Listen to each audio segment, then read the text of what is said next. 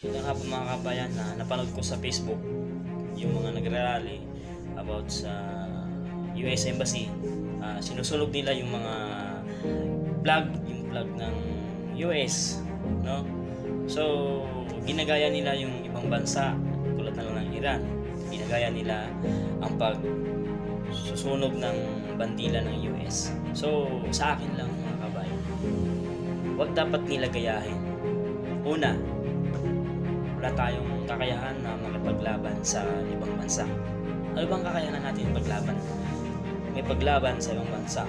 Ano bang mga way po natin para gano'n na lang sila ka bagsik na para sunugin ang matawat ng US?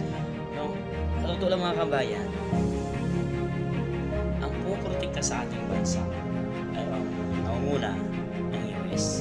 So dapat irespetuhin nila ang bandila ng ibang bansa dahil number one, yun ang lugar na protekta sa ating Pilipinas, no? So dapat ang mapayo ko lang sa kanila, sa mga nagrally papuntang US Embassy, so dapat ano bang purpose nyo na bakit ginawa nyo na mga ganyang rally? Ano bang magagawa nyo sa mga ganyan? No? Wala tayong magagawa dahil pag tayo ang binumba dito sa Pilipinas, tapos tayong lahat. Wala tayong nuclear weapon, wala tayong ganun. So dapat hindi tayo makisali sa mga ganun. Mag-pray na lang tayo dapat.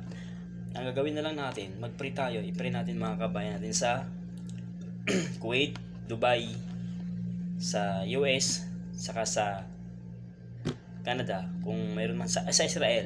Yan. Pag-pray na lang natin mga kabayan natin na sana ligtas sila sa gitna ng digmaan. So, yun lang.